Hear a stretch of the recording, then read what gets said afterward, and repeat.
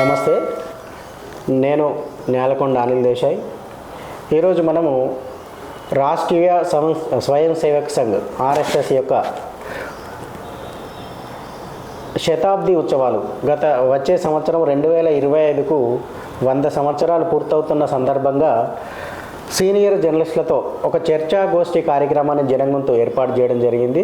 దానిలో భాగంగా ఈరోజు మనము ఇక్కడ కూర్చోవడం జరిగింది. మన మధ్యలో ఉన్నవారు హెబ్బార్ నాగేశ్వరరావు గారు. వీరు రత్నాకరములు కడిగిన పదములు మంచు మకుటమున మించు ముత్యములు ఒడిలో ఆడెడు ఋషిముని గణములు భారతమాత నీకు నమస్సులు. వీరు సీనియర్ జర్నలిస్టు. అంతేకాకుండా పలు ప్రధాన పత్రికలకు సంపాదకీయాలు రాస్తూ ప్రత్యేక తన జర్నలిస్ట్ యొక్క వృత్తికి వన్నె తీసుకురావడం జరిగింది. అదేవిధంగా వీరు మన మధ్యలో ఉన్నవారు కూడా చెప్పండి. నా పేరు బల్సా జగతయ్య, నేను పత్రికా రచయితను. ఈరోజు జాతీయ సంస్థ అయినటువంటి రాష్ట్రీయ స్వయం సేవక సంఘ్ శతాబ్ది ఉత్సవాల సందర్భాన్ని పురస్కరించుకొని సీనియర్ మోస్ట్ జర్నలిస్ట్ అయినటువంటి జాతీయవాద జర్నలిస్టు, పత్రికా రచయిత, జాతీయ కవి తంగేడుకుంట హెబ్బార్ నాగేశ్వరరావు గారు మన ముందున్నారు. వారితోటి ఆ రాష్ట్రీయ స్వయం సేవక సంస్థ స్థాపన కొరకు వారిని అడిగి తెలుసుకుందాం. నమస్తే నాగేశ్వరరావు గారు. ప్రధానంగా ఆర్ఎస్ఎస్ స్థాపనకు సంబంధించిన అంశాలు, ఆ రోజుల్లో ఎందుకు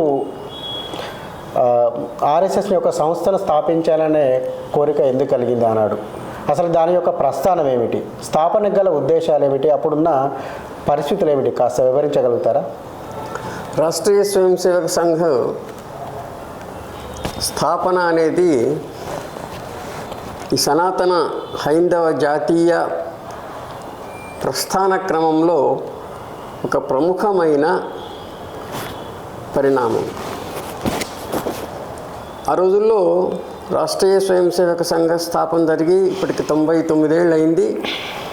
వచ్చే ఏడు 100 ఏళ్ళు పూర్తి చేసుకోబోతుంది. కాబట్టి 100 ఏళ్ల క్రితం ఉన్న నేపథ్యాన్ని మనం పరిశీలించినట్టయితే అప్పటి పరిస్థితులు మనకు అవగతమవుతాయి. అంటే రాష్ట్రీయ స్వయం సేవక సంఘం స్థాపించే నాటికి మన దేశం బ్రిటన్ వాళ్ళ యొక్క బందీగా ఉంది. ఐరోపా వాళ్ళు ఈ దేశానికి వచ్చారు. అంతకుముందు జిహాదీలు వచ్చారు. దాదాపు 1300 ఏళ్ల పాటు ఇప్పటికి 1400, అప్పటికి 1300 ఏళ్ల పాటు మొదట జిహాదీలతోనూ, ఆ తర్వాత ఐరోపా వాళ్ళతోనూ. అంటే జిహాదీ దుష్ట చతుష్టయం అని అంటున్నారు. ఏమిటి? ఖిల్జీలు, తుగ్లక్లు, మంగోలియాలు, మొఘలాయులు. ఇది జిహాదీ దుష్ట చతుష్టయం. అలాగే పోర్చుగీస్ వారు, వలందరీలు అన్నారు వాళ్ళని. పోర్చుగీస్ వాళ్ళు బుడతకీచులు. తర్వాత వచ్చిన వాళ్ళు డచ్ వాళ్ళు, నెదర్లాండ్స్, వలందరీలు. ఇంగ్లాండ్ వాళ్ళు పరంగీలు. ఫ్రాన్స్ వాళ్ళు పరాసులు. అంటే బుడతకీచులు, పరంగీలు, వలందరీలు, పరాసులు. ఇది ఐరోపా చతుష్టయం. కాబట్టి ఈ 2 రకాలైన చతుష్టయంతో పోరాడుతున్న సమయంలో అలసిపోయి ఉంది ఈ జాతి. 1300 ఏళ్ల పాటు పోరాటాలు సాగించి అదేవిధంగా ఈ పోరాటాలు జరిగిన సమయంలో మన ఇంటి మీదకి రాళ్ళు వేస్తూ ఉంటారు ఎవరైనా వచ్చి. మనం ఏం చేస్తాము? ఆ రాళ్లను ఎలా తిప్పికొట్టాలి ఆలోచిస్తూ ఉంటాము. కాబట్టి ఇంట్లో మిగతా విషయాలు పట్టించుకోము. పూజ చేసుకున్నామా, స్నానం చేసుకున్నామా, వంట చేసుకున్నామా, తిన్నామా లేదా, ఎంతసేపటికి ఆ రాళ్ళ వేస్తున్న వాళ్ళ మీద మనం ఎదురుదాడి చేయడానికే ప్రయత్నించింది ఈ జాతి. ఫలితంగా జాతిలో కూడా కొన్ని రకాలమైన వికృతులు వచ్చేసాయన్నమాట. ఆ వికృతులను నిరోధించడానికి పరమ పూజనీయ డాక్టర్జీగా పేరు పడ్డ పేరు కాంచిన కేశవ బలిరామ్ హెడ్గేవార్ గారు ప్రయత్నించడం అనేది ఆనాటి నేపథ్యం, సంఘ స్థాపనకు నేపథ్యం. అంటే తప్పుదారి పట్టి ఒక రకంగాను అంతర్గతంగా, రెండవ విషయము ఇతర దేశాల దాడుల వల్ల బలహీనపడిన హైందవ జాతీయ సమాజాన్ని మళ్ళీ పటిష్టం చేయడానికి కోసం పరమ పూజనీయ డాక్టర్జీ కేశవ బలిరామ్ హెడ్గేవార్ ఈ రాష్ట్రీయ స్వయం సేవక సంఘాన్ని స్థాపించారు. అంటే ఇక్కడ మనం చెప్పుకోవాల్సిన విషయం ఏమిటంటే, డాక్టర్జీ అంటే రాష్ట్రీయ స్వయం సేవక సంఘం, రాష్ట్రీయ స్వయం సేవక సంఘం అంటే డాక్టర్జీ. మనకు ఒక కథ చెప్తారు. కథ ఏమిటంటే, సరస్వతీదేవి దగ్గరికి వెళ్ళారట. వెళ్ళినప్పుడు ఆమె పలికింది, సరస్వతీదేవి పలికింది. ఏమని పలికిందంటే కవిర్దండి అని పలికింది. అంటే దండి అనే మహాకవి కవి అని చెప్పింది. పక్కన భవభూతి ఉన్నాడు. భవభూతిశ్చ పండిత అని చెప్పింది. అంటే భవభూతి అని ఆయన పండితుడు అని చెప్పింది. అప్పుడు మహాకవి కాళిదాసు మరి నేనెవరు అని అడిగాడు. అంటే కోహం దేవి అని అడిగాడు. నేనెవరమ్మా అని అడిగాడు. అంటే త్వమేవాహం త్వమేవాహం త్వమేవాహం న సంశయ అని సరస్వతీదేవి సమాధానం చెప్పింది. అంటే నువ్వే నేను, నేనే నువ్వు, నీకు నాకు మధ్య భేదం లేదు. అర్థము సంఘము హెడ్గేవార్ వేరు కాదు, ఇద్దరు ఒకటే చెప్పడానికి మనము ఇది ఉదాహరణ చెప్పాం. కానీ వాస్తవం ఏమిటంటే డాక్టర్జీ జీవితమే రాష్ట్రీయ స్వయం సేవక సంఘం యొక్క మొదటి రోజుల్లో ప్రస్థానం, స్థాపన, ఉద్దేశాలు, లక్ష్యాలు, ప్రాతిపదికలు, కార్యక్రమాలు అన్నీ కూడా డాక్టర్జీనే. డాక్టర్జీ అంటే సంఘం, సంఘం అంటే డాక్టర్జీ. అని స్థాపించారు అని చెప్తున్నారు. అసలు డాక్టర్జీ కాంగ్రెస్లో పనిచేసినారు అని కూడా సమాజంలో ఉనికిడి ఉన్నది.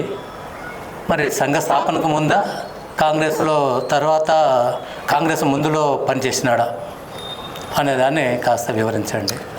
డాక్టర్జీ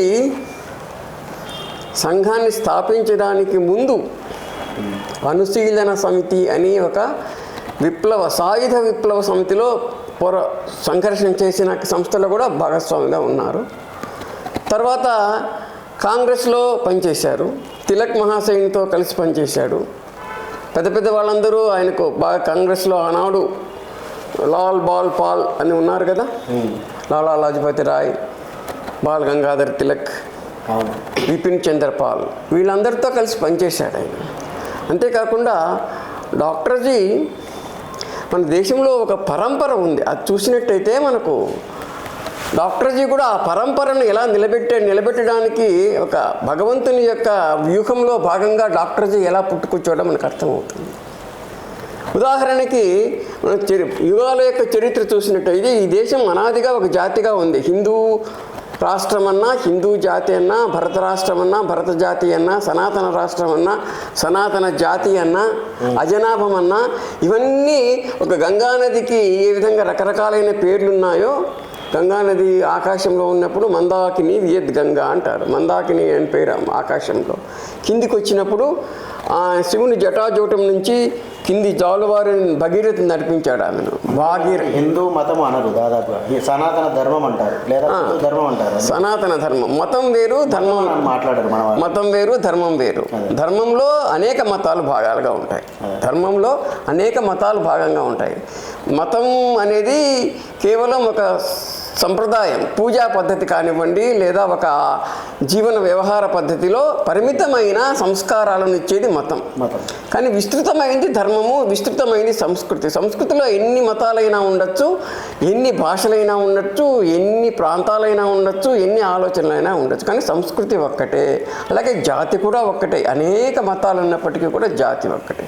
అయితే ఇక్కడ ఏమిటంటే చెప్పడం మనం ఆ గంగానది మందాకినిగా వచ్చి ఇక్కడికి దూకినప్పుడు అలకనంద అయింది. ఆ తర్వాత భగీరథి అయింది. భగీరథిని నడిపించాడు కాబట్టి. ఆ తర్వాత హరిద్వారం దాటిన తర్వాత గంగ అయింది. కలకత్తా సమీపంలోకి వచ్చేసరికి హుగ్లీ అవుతుంది. కాబట్టి ఒకే జీవనధార, ఒకే గంగానది ఏ విధంగా పేర్లు మార్చుకుంటూ వస్తుందో అదేవిధంగా ఈ జాతీయ స్రోతస్విని కూడా, అంటే భారతదేశం అనే జాతీయ స్రోతస్విని మొదట అజనాభంగా, భరత జాతిగా, ఆ తర్వాత సనాతన జాతిగా, అనాదిగా ఉంది సనాతన జాతిగా, అంటే శాశ్వతంగా ఉండే జాతి. ఆ తర్వాత శాలివాహనుని కాలం నుంచి శాలివాహనుడే దీనికి హిందూ జాతి అని పేరు పెట్టాడు. అంటే 2000 సంవత్సరాలుగా హిందూ జాతిగా వస్తుంది. కాబట్టి ఈ జాతీయ పరిణామ క్రమంలో ఈ హిందూ జాతి యొక్క అస్తిత్వంలో చూసినట్టయితే మహాపురుషుల పరంపర దీన్ని నడిపిస్తూ వస్తుంది. ఒక దిలీపుడు, ఇక్కడ ఒక రఘురాముడు పుట్టాడు అంటే అతనికంటే ముందు ఒక రఘుమహారాజు, ఆయనకంటే ముందు ఒక భగీరథుడు, ఆయనకంటే ముందు ఒక దిలీపుడు, వశిష్ఠుడు, వీళ్ళందరికీ మార్గదర్శకుడు. ఆ విధంగా ఒక పరంపర ఉంది. అదేవిధంగా యదుకుల కృష్ణుడు పుట్టడానికి ముందు కూడా ఒక దుష్యంతుడు, ఒక భరతుడు, ఒక శంతనుడు, వీళ్ళంతా పుట్టారు. పుట్టిన తర్వాత ఏమిటి, వీళ్ళు ఈ మహాపురుషులు ఏదైతే సాధిస్తున్నారో ఒక సంస్థ ద్వారా కానీ, ఒక వ్యవస్థ ద్వారా కానీ, దానికి ముందుగానే వీళ్ళు ప్రాతిపదికలు ఏర్పాటు చేశాడు. ఒక రఘురాముడు గొప్పవాడైనాడంటే ప్రాతిపదికలు ముందున్న మహాపురుషుల పరంపర. అదేవిధంగా కృష్ణుడికి కూడా అంతే. ఆది శంకరాచార్యుడు వచ్చాడు అంటే అంతకంటే ముందు కౌటిల్యుడు, చాణక్యుడు, పతంజలి, తర్వాత కుమారుల భట్టు, వీళ్ళు చేసిన కృషికి కొనసాగింపుగా ఆది శంకరాచార్యుడు దేశమంతా తిరిగి మొత్తం సమాజాన్ని సంఘటితం చేశాడు. అదేవిధంగా పరమపూజనీయ డాక్టర్ జి కేశవ్ బలరాం హెడ్గే వారు పుట్టడానికి పూర్వం కూడా ఒక బంకిం చంద్ర చటర్జీ వందే మాతరం మాతాభూమి పుత్రోహం పృథివ్యా అనేది శాశ్వతమైన సత్యం, ఈ భూమి తల్లి నేను బిడ్డను అని. దాన్ని బంకిం చంద్ర చటర్జీ మళ్ళీ ఇంకోసారి చెప్పాడు మర్చిపోయిన వాళ్ళకి. అదేవిధంగా వివేకానంద స్వామి, ఇది ఒకటే జాతి, ఈ జాతిలో ఉన్న ప్రజలు అనాదిగా ఉన్నారు, ఆర్యులు అనేవాళ్ళు కానీ, ద్రావిడులు అనేవాళ్ళు కానీ ఒకే భారత జాతిలో, హిందూ జాతిలో భాగం, వీళ్ళు బయట నుంచి రాలేదని చెప్పినవాడు వివేకానంద స్వామి. అదేవిధంగా వీర సావర్కర్ డాక్టర్ జీ కంటే సమకాలంలో ఉన్నప్పటికీ కూడా కొంచెం పెద్దవాడు. హిందుత్వం అంటే ఏమిటి నిర్వచించాడు వీర సావర్కర్. కాబట్టి ఈ పరంపరలోని వాడు పరమపూజనీయ డాక్టర్ జీ. వీళ్ళందరూ చేసిన కృషి ఏదైతే ఉందో ఆ కృషికి కొనసాగింపుగా అయితే హెడ్గే వారు ఈ సంఘాన్ని ఆర్ఎస్ఎస్ని స్థాపించారని చెప్తున్నారు కదా, అసలు హెడ్గే వారికి ఈ ఆలోచన ఎందుకు కలిగింది, ఆయన నేపథ్యం ఏంటి, అసలు ఆయన ఎక్కడి వారు, కొంచెం దాని గురించి కూడా వివరించే ప్రయత్నం చేయాలి. పరమపూజనీయ డాక్టర్ జి కేశవ్ బలరాం హెడ్గే వారు వాళ్ళ తల్లి పేరు, తల్లిదండ్రులు కేశవ్ బలరాం అంటున్నాం కదా, బలరాం పంత్ వాళ్ళ తండ్రి గారు, తల్లి రేవతీదేవి, వాళ్ళ యొక్క సంతానమైన నాగపూర్లో జన్మించారు. తెలంగాణ ప్రాంతానికి చెందిన వారని కూడా అంటారు కదా. వాళ్ళ పూర్వులు ఇక్కడ మన కందుకుర్తి, నిజామాబాద్ జిల్లా కందుకుర్తి నుంచి, అక్కడ వాళ్ళు ఉన్నవాళ్ళు ఇక్కడే ఆంధ్రులుగా, తెలుగు వాళ్ళుగా ఉన్నారు. తెలంగాణలో వాళ్ళు స్థిరపడి చాలా తరతరాలు ఉన్నారు. వాళ్ళ పూర్వుల్లో ఒక శాఖ వాళ్ళు నాగపూర్కి వెళ్ళి స్థిరపడ్డారు. గురూజీ విషయంలో కూడా అదే, గురూజీ విషయంలో కూడా స్థిరపడి కర్ణాటక ప్రాంతం నుంచి వెళ్ళి మహారాష్ట్రలో స్థిరపడిన, అంటే కర్ణాటక బార్డర్లో అటు ఇటు ఉన్న మహారాష్ట్ర ప్రాంతం నుంచి ఒక చోటు నుంచి ఒకటికి పోయి స్థిరపడ్డారు వాళ్ళ పూర్వులు. ఉపాధ్యాయులు ఉంటారు గురూజీ యొక్క పూర్వులు. అలాగే డాక్టర్ జీ హెడ్గే వారు వీళ్ళ పూర్వులు మన తెలంగాణ ప్రాంతం నుంచి నాగపూర్లో వెళ్ళి స్థిరపడ్డారు.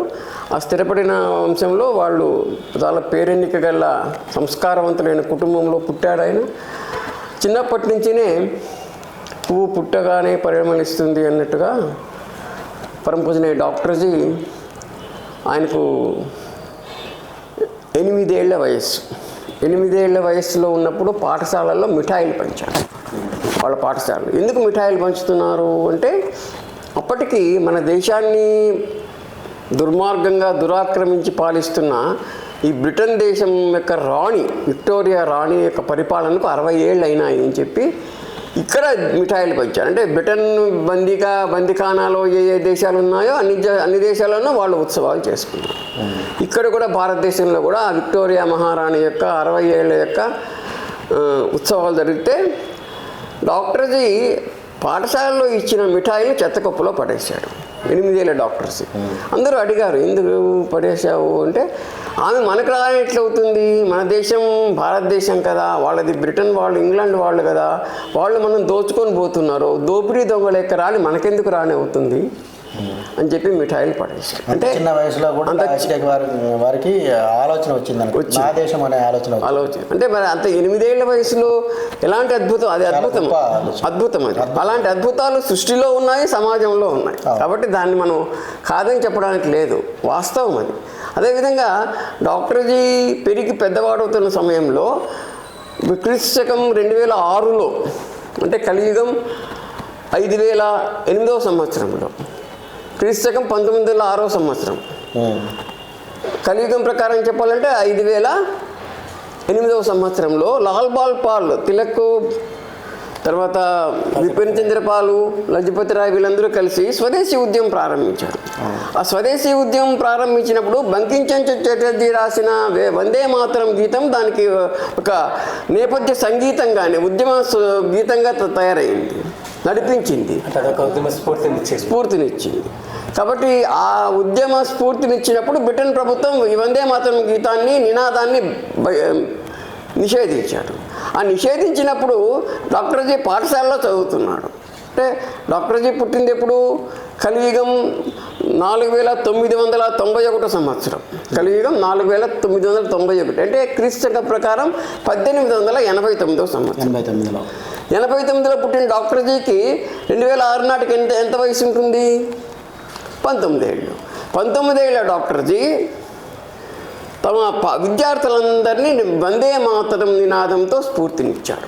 ఇన్స్పెక్టర్ వచ్చినప్పుడు పరిశీలిస్తూ ఉంటే ఎవరు వందే మాతరం పాడకూడదు అని చెప్పి ఆ హెడ్ మాస్టర్ చెప్పాడు ముందే. కానీ ఆ ఇన్స్పెక్టర్ రాగానే మొత్తం అంటే నినాదంతో వచ్చే ఇన్స్పెక్టర్ను వ్యతిరేకించకూడదు అని. అంటే వందే మాతరం పాడితే బ్రిటన్ ప్రభుత్వానికి వ్యతిరేకంగా, కాబట్టి వందే మాతరం పాడద్దు అని చెప్పి పాఠశాల ప్రధానోపాధ్యాయుడు చెప్పాడు. డాక్టర్జీ చేసిన వాళ్ళకి వ్యతిరేకంగా, ప్రభుత్వానికి వ్యతిరేకం. కాబట్టి స్కూల్లో క్లాస్ అంతా లేచి కూర్చున్నాడు, లేచి నిలబడి వందే మాతరం అని స్వాగతించారు ఇన్స్పెక్టర్ని. వాడు బిత్తరపోయాడు, వెళ్ళిపోయాడు. ఎవరు చేశారని డాక్టర్జీ చేశాడు. సరే డాక్టర్జీ చేశారు, సరే మొత్తం క్లాస్లో ఉండే వాళ్ళందరూ కూడా పాడారు కదా వందే మాతరం అని. కాబట్టి అందరినీ క్లాస్ అందరినీ పాఠశాల నుంచి బహిష్కరించారు. వాళ్ళ చాలామంది తల్లిదండ్రులు క్షమాపణ చెప్పి మళ్ళీ చేర్చుకున్నారు. కానీ డాక్టర్జీ కుటుంబ సభ్యులు కానీ క్షమాపణ చెప్పలేదు. కాబట్టి డాక్టర్జీని స్కూల్ నుంచినే బహిష్కరించేశారు.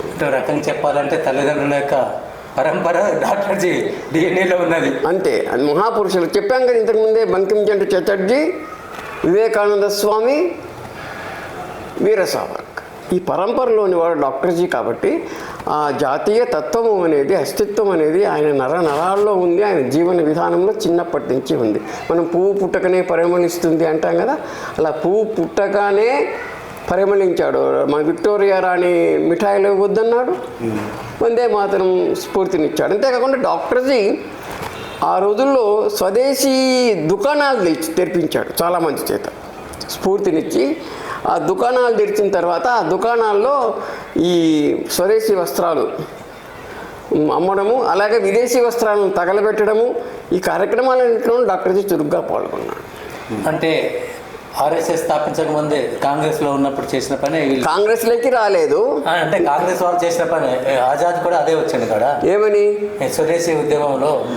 స్వదేశీ ఉద్యమం అనేది లాల్ బాల్ పాల్ వాళ్ళు బెంగాల్ విభజనకు వ్యతిరేకంగా జరిగిన ఉద్యమం. అది బెంగాల్ను రెండుగా విభజించినట్టు చేస్తే అది దాన్ని వ్యతిరేకిస్తూ మొత్తం దేశమంతా ఉద్యమం జరిగింది.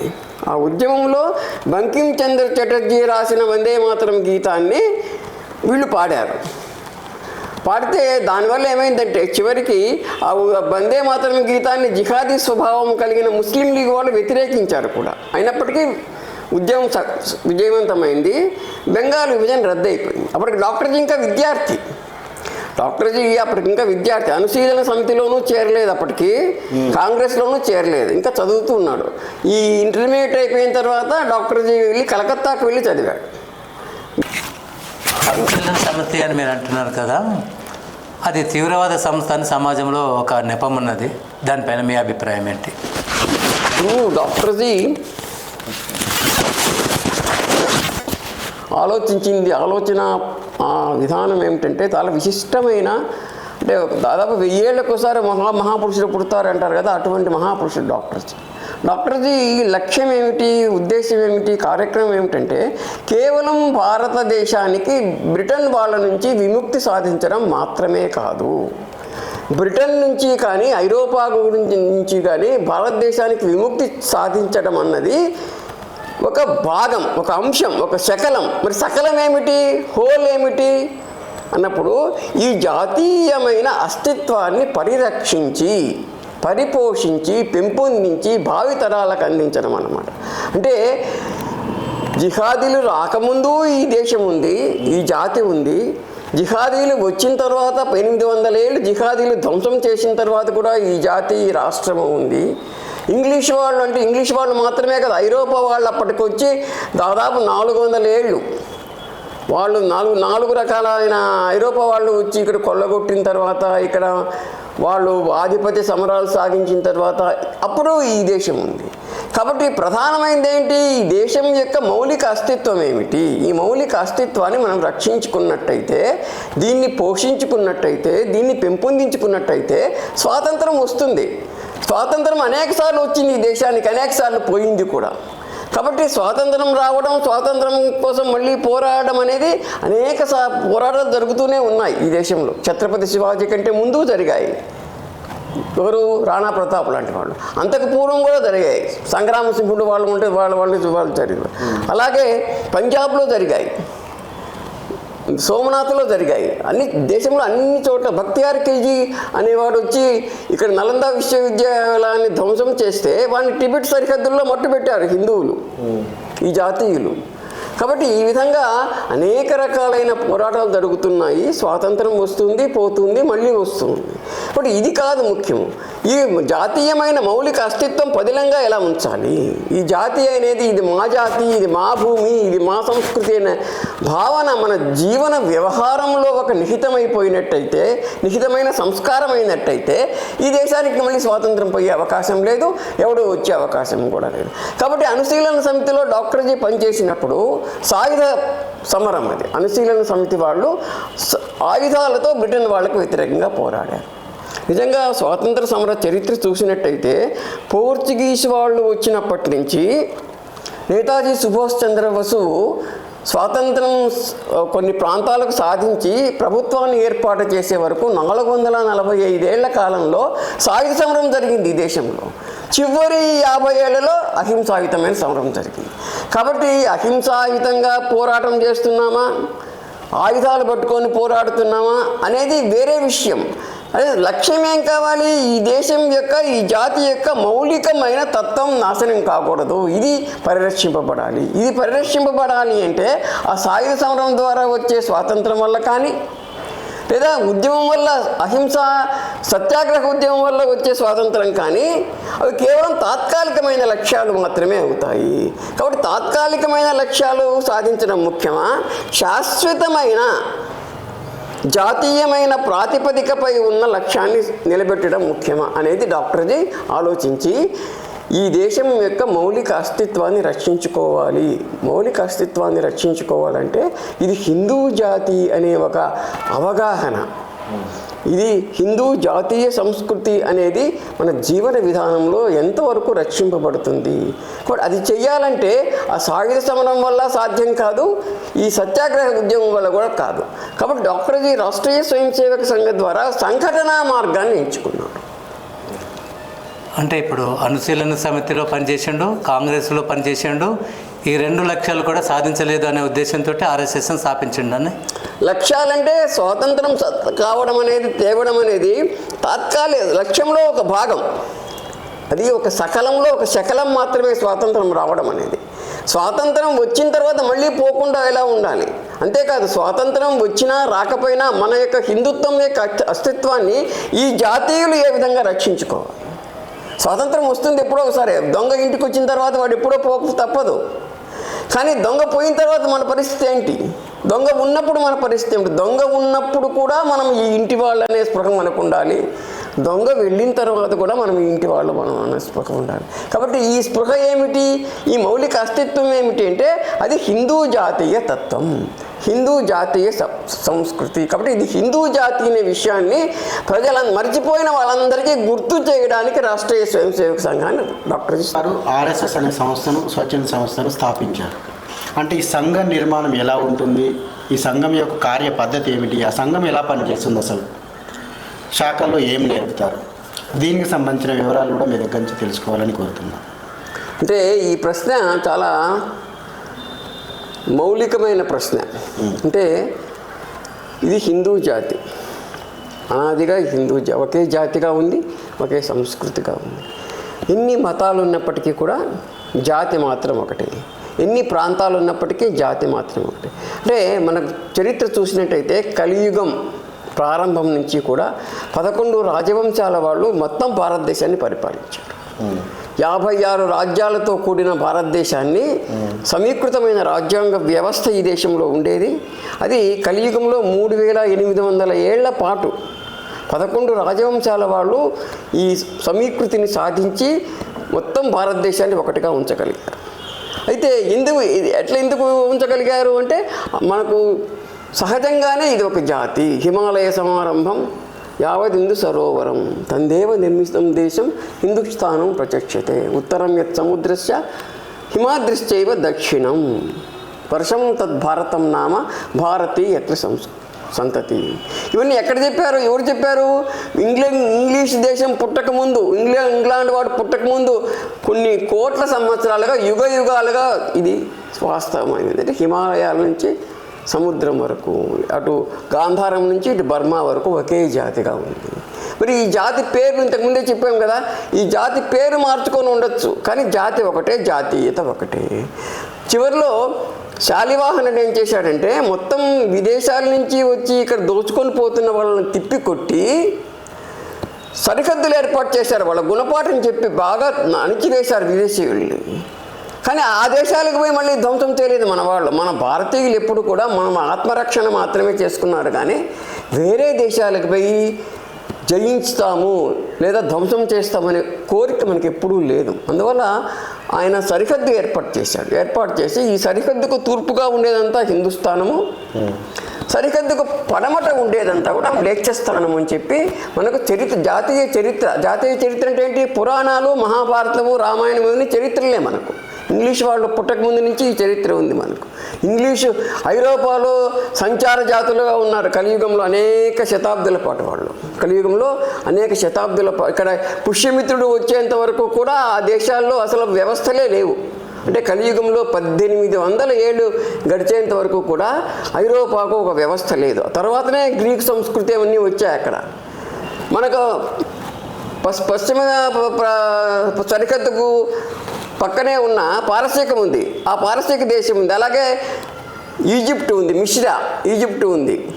తర్వాత మెసొపొటేమియా, బాబిలోనియా నాగరికాలు ఉన్నాయి. అంతేకాని ఐరోపాలో అసలు వాళ్ళు బట్టలు కూడా కట్టుకోలేదు ఆ సమయంలో, ఈ నాగరికతలు ఉన్నప్పుడు. కాబట్టి ఇక్కడ ఏంటి, సనాతనమైన జాతి అనే విషయాన్ని మనం మర్చిపోయినాము. శాలివాహనుడు చెప్పిన తర్వాత హిందూస్థానం ఇది అని చెప్పిన తర్వాత అది ప్రసిద్ధమైంది, హిందూ జాతిగా ప్రసిద్ధమైంది. అంతకుముందు ఏంటి, భారత జాతిగా ప్రసిద్ధి. అంతకు పూర్వం ఏమిటి, సనాతన జాతిగా ప్రసిద్ధి. అంతకుముందు అజనాభ జాతి, అంటే ఎక్కడైతే ప్రపంచంలో మొట్టమొదటి ప్రజలు పుట్టారో అజనాభం అంటే సృష్టి యొక్క స్థానము అని ఆ పేరుతో ఈ దేశానికి పేరు. భారతదేశంలోనే సృష్టి జరిగింది. భారతదేశంలోనే సరస్వతి, దృషద్వతి నదుల మధ్య ప్రాంతంలో మొట్టమొదటి మానవుడు కనిపించాడు. మొట్టమొదటి నాగరికము, మొట్టమొదటి సంస్కృతి వికసించింది. ఇది వాస్తవమైన చరిత్ర. రాత్రి పగలు వలె సృష్టి ప్రళయం వస్తూ ఉంటుంది, మళ్ళీ కనిపిస్తూ ఉంటుంది. ఇది సంఘ శాఖలో నేర్పగల విషయం. అయితే మీరు ఇప్పుడు అడిగారు ఎందుకు డాక్టర్జీ ఈ పద్ధతి పెట్టుకున్నాడు. దానికి ఏమిటంటే ఇదంతా మర్చిపోయినారు మన వాళ్ళు. 1400 ఏళ్ళు విదేశీయులతో పోరాడి కానీ చాలామంది చెప్తుంటారు విదేశీయులకు బానిస అయింది భారతదేశం. బానిస ఎప్పుడూ కాలేదు, పోరాడుతూ ఉంది. ఏ సమయంలో కూడా జిహాదీలు మొత్తం భారతదేశాన్ని కబ్జా చేయలేదు. ఏ సమయంలో కూడా ఐరోపా వాళ్ళు మొత్తం అఖండ భారతాన్ని కబ్జా చేయలేదు. నేపాల్ స్వతంత్రంగానే ఉంది, టిబెట్ స్వతంత్రంగానే ఉంది, ఈ దేశంలో ఉన్నవి. కాబట్టి బర్మా కూడా చాలా తర్వాత మొత్తం భారతదేశం అంతా కూడా ప్లాస్టిక్ కుట్ర జరిగిన తర్వాత కూడా 50 ఏళ్ల పాటు బర్మా స్వతంత్రంగానే ఉంది. నేపాల్ చివరి వరకు స్వతంత్రంగా. ఏమిటంటే స్వతంత్రం రావడం, పోరాడడం అనేది జాతి యొక్క అస్తిత్వంలో భాగం మాత్రమే, ఒక భాగం. మరి శాలివాహనుడు ఆనాడు ఏం చెప్పాడు? ఇది హిందుస్థానం అని చెప్పాడు. ఏంటి? స్థాపిత తేన మర్యాద మ్లేచ్చార్యాణం పృథక్ పృథక్ హిందుస్థానం జ్ఞేయం ఆర్యబీజం ద్విజోత్తమ. ఎక్కడైతే సంస్కారవంతులైన భారతీయులు ఉన్నారో అది హిందుస్థానం అని చెప్పాడు. ఎక్కడైతే సంస్కారవంతులు కాని వాళ్ళు ఉన్నారో అది మ్లేచ్ఛ స్థానం అని చెప్పాడు. కాబట్టి అప్పటి నుంచి ఇది హిందూ జాతిగా ఉంది. హిందూ జాతి అన్నా, భారత జాతి అన్నా, సనాతన జాతి అన్నా, అజనాభం అన్నా ఒకటే. ఈ విషయాన్ని మర్చిపోయినారు మనవాళ్ళు. ఎప్పుడు మర్చిపోయినారు? డాక్టర్జీ పుట్టి పెరిగిన సమయం నాటికి మర్చిపోయి ఉన్నారు. చాలామంది మేధావులు మర్చిపోయినారు. ప్రధానంగా ఏంటంటే సామాన్య ప్రజలు గుర్తుపెట్టుకున్నారు. అంటే ఇంగ్లీష్ చదువు బారిన పడిన వాళ్ళు గుర్తుపెట్టుకున్నారు ఈ విషయాన్ని. అందుకే వాళ్ళు ఓకాలం అంటారు. అంటే ఓకాలం అంటే అనాదిగా ఉంది ఈ దేశం. కానీ ఇంగ్లీష్ బారిన పడిన వాళ్ళు ఏమన్నారు? అది మర్చిపోయినారు. విద్యావంతులు ధనవంతులు వీళ్ళంతా మర్చిపోయారు. కాబట్టి క్రైసిస్ ఆఫ్ ఐడెంటిటీ అనేది ఒకటి వచ్చింది. అస్తిత్వ సంక్షోభం. మేమెవరు? దానికి సమాధానం రాష్ట్రీయ స్వయం సేవక సంఘం. మనము హిందువులం, ఇది హిందూ జాతి. ఎప్పటి నుంచి హిందూ జాతి? మాతా భూమి పుత్రోహం పృథివ్యా, నేను ఈ భూమి బిడ్డను, ఈమె నాకు తల్లి అని వేద ఋషులు ఘోషించారు. ఆ సృష్టి ఆదులు అప్పటి నుంచి ఇది హిందూ జాతి. అది ఐడెంటిటీ, అది అస్తిత్వం. అది అలాగే ఇదం ద్యావా పృథివీ సత్యమస్తు అంటారు. మా ఆకాంక్ష, ఓ ఆకాశమా ఓ తండ్రి, ఓ భూమాత ఓ తల్లి అని చెప్పి వేద ఋషులు ఎప్పుడైతే మొదట చెప్పారో అప్పటి నుంచి ఇది ఒక జాతిగా ఉంది. అంటే వైవిధ్యాల యొక్క సమాహారం. శరీరం ఉంది, శరీరం ఒకటే కదా, అవయవాలు వేరు కానీ శరీరం ఒకటే. ఒక్కొక్క అవయవం ఒక్కొక్క శరీరం కాదు కదా. ఒక తోట ఉంది, అనేక చెట్లు ఉన్నాయి, పూల చెట్లు ఉన్నాయి, పండ్ల చెట్లు, తోట ఒకటే కదా. అదేవిధంగా అనాదిగా ఈ దేశం ఏమిటంటే ఒకే జాతి, ఒకే సంస్కృతి. మిగతావన్నీ వైవిధ్యాలు, అనేక భాషలు, వందలాది భాషలు, 56 రాజ్యాలు, రాజ్యాంగ వ్యవస్థ, సమీకృత రాజ్యాంగ వ్యవస్థ. అలాగే అనేక మతాలు. ఆదిశంకరాచార్యుని కాలంలోనే 6 వైదిక మతాలు గమనించాడు ఆయన. ఇంకా వైదిక మతం కానీ వైదికేతర మతాలు, బౌద్ధము, జైనం ఉన్నాయి. తర్వాత ఇటీవల కాలంలో కూడా అనేక మతాలు పుట్టుకొచ్చాయి. విదేశాల నుంచే మతాలు వచ్చాయి. ఇన్ని మతాలు వచ్చినప్పటికి కూడా జాతి మాత్రం ఒక్కటే. ఇదే విషయాన్ని ఇప్పటి సరసంఘ చాలక పరమ పూజనీయ మోహన్జీ భాగవత్ గారు కూడా ఇప్పుడు ఈ విషయమే చెప్తున్నారు. ఏమిటి? ఈ దేశంలో పుట్టి పెరిగి ఈ దేశాన్ని తల్లి అని వాస్తవాన్ని గుర్తించిన వాళ్ళు, ఈ సంస్కృతి మాది అందరిది అని వాస్తవాన్ని గుర్తించుకునే వాళ్ళందరూ హిందువులే అని చెప్తున్నారు. కాబట్టి హిందుత్వం ఇది ఐడెంటిటీ అన్నమాట. ఏమిటి ఈ దేశానికి ఐడెంటిటీ అంటే మేము హిందూ జాతి. ఎవరో డాక్టర్జీని అడిగారు ఒక సభలో, సంఘాన్ని స్థాపించిన తర్వాత, ఈ దేశాన్ని హిందూ రాష్ట్రమని ఎవడంటాడు అన్నాడు. అంటే చాలామంది, ఆయన పెద్ద విద్యావంతులే ఈ దేశంలో ఎక్కువ భావదాస్యానికి గురి అయ్యారు. అప్పుడు చాలామంది మాట్లాడలేదు. వెంటనే డాక్టర్జీ మళ్ళీ అడిగాడు ఆ ప్రశ్న. అంటే డాక్టర్జీ చెప్పాడు, నేను అంటున్నాను, కేశవ్ బలరాం హెడ్గేవార్ అని నేను చెప్తున్నాను ఇది హిందూ రాష్ట్రం అని. అంటే ఈయన చెప్పిన దాని అది హిందూ రాష్ట్రం కాలేదు. హిందూ రాష్ట్రం ఇది అనాదిగా అన్న వాస్తవాన్ని ఈయన చెప్పాడు అంతే. డాక్టర్జీ చెప్పిన దానివల్ల ఇది హిందూ రాష్ట్రం కాలేదు. ఇది హిందూ రాష్ట్రము, అనాదిగా ఇది హిందూ రాష్ట్రము, ఒకే రాష్ట్రము, ఈ దేశంలో ఉండేది ఒకే సంస్కృతి అన్న వాస్తవాన్ని గుర్తించిన దానివల్ల రాష్ట్రీయ స్వయం సేవక సంఘం గొప్పదైంది. స్థాపించిన డాక్టర్ కేశవ్ బలరాం హెడ్గేవార్ గొప్పవాడయ్యాడు. కాబట్టి వాస్తవాన్ని గుర్తించాడు డాక్టర్జీ అంతే. కాబట్టి ఇది ఒక అస్తిత్వమైన సంక్షోభానికి మార్గం ఏమిటి అంటే ఈ సంస్థ రావాలి, ఈ శాఖ రావాలి. ప్రతిరోజు శాఖకు వచ్చి ఈ విషయాన్ని మనం స్మరించాలి. ఈ విధంగా సంధ్యావందనం చేస్తూ ఉంటే మనం రోజు ప్రకృతిని స్మరిస్తాము. అలాగే శాఖకు వచ్చినట్టయితే ఇది హిందూ రాష్ట్రము అనే ఒక వాస్తవాన్ని నిత్యం స్మరించుకునే ఒక వ్యవస్థ ఏర్పడుతుంది అనే ఉద్దేశంతో ఆ క్రైసిస్ ఆఫ్ ఐడెంటిటీ అంటే ఏమిటి, అస్తిత్వ సంక్షోభానికి ఏమిటి సమాధానం అంటే ఇది హిందూ రాష్ట్రం. రెండవ సంక్షోభం కూడా ఉంది. ఏంటి? క్రైసిస్ ఆఫ్ కాన్ఫిడెన్స్ అంటే విశ్వాస సంక్షోభం. ఈ దేశంలో ఉండే హిందువులు ఏం చేస్తారు, వీళ్ళు ఒకరొకరు కొట్టుకొని చేస్తారు తప్ప వాళ్ళు రాజపుత్రులు కొట్టుకున్నారు, ఇంకోరు కొట్టుకున్నారు, ఈ నెగిటివ్గా అంటే వ్యతిరేక నకారాత్మకమైన ఆలోచన దృష్టి ఏదైతే ఉందో ఇది ఆనాడు మేధావుల్లో ఉండేదన్నమాట. శివాజీని కూడా ఆ విధంగానే విమర్శించారు వీళ్ళు. ఒక శివాజీ చేస్తే అవుతుందా, ఒక రాణా ప్రతాపుడు చేస్తే అవుతుందా, ఈ దేశంలో ఇంకెక్కడ అంతా కలిసికట్టుగా ఎలా ఉంటారు వీళ్ళు, మనం ఏం చేయలేము, ఇంగ్లీష్ వాళ్ళు వచ్చిన తర్వాతనే మనకంతా జరిగిపోతుంది, రైళ్ళు వస్తున్నాయి, రైళ్ళు బస్సులు ఎక్కడైనా వస్తాయి. ప్రపంచంలో టెక్నాలజీ సాంకేతిక పరిజ్ఞానం పెరిగిన కొద్దీ ప్రతి దేశానికి వస్తాయి, వాళ్ళ వల్ల కాదు వచ్చింది అది.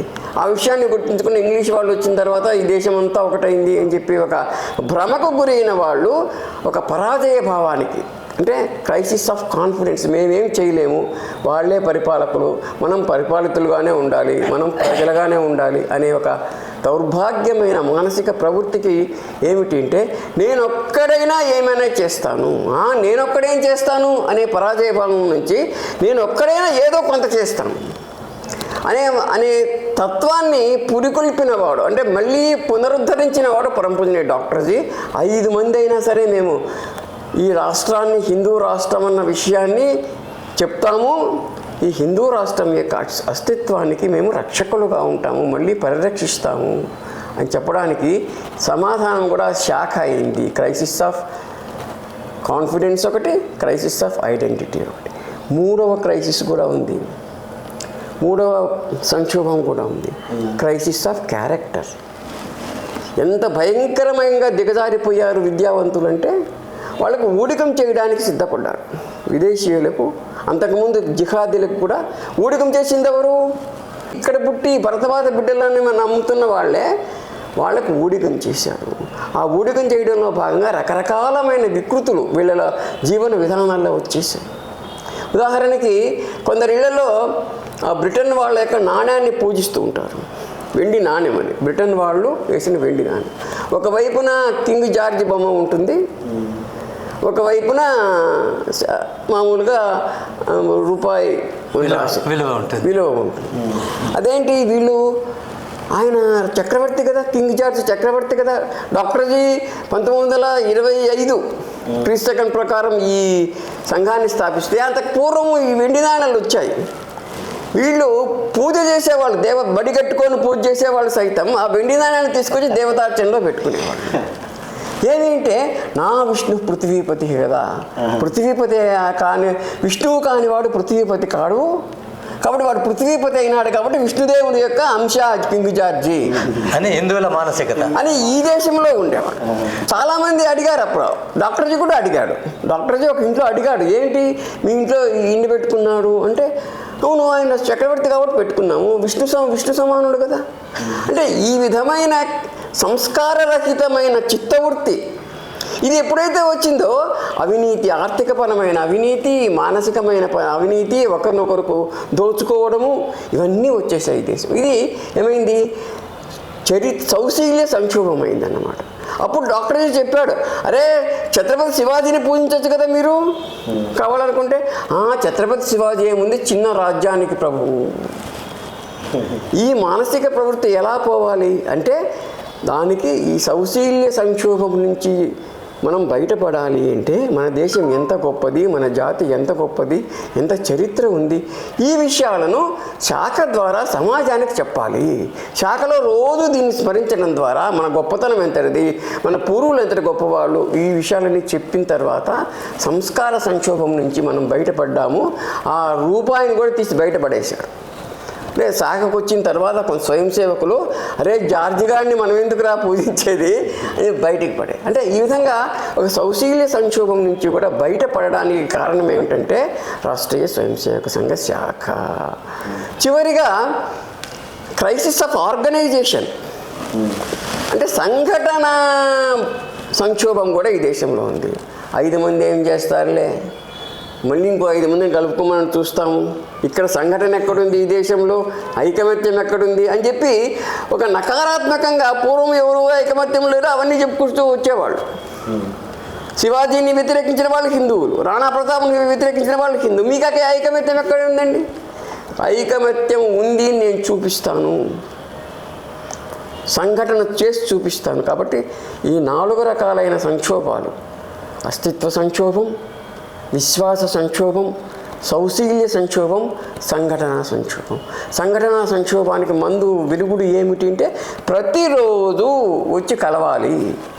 ప్రతిరోజు నియమిత సమయంలో నియమిత స్థలంలో హిందువులు వచ్చి కలవాలి. వాళ్ళ స్వయం సేవకులు అంటున్నాము, వాళ్ళు రాష్ట్రీయ స్వయం సేవక సంఘ సభ్యులు అంటున్నాము.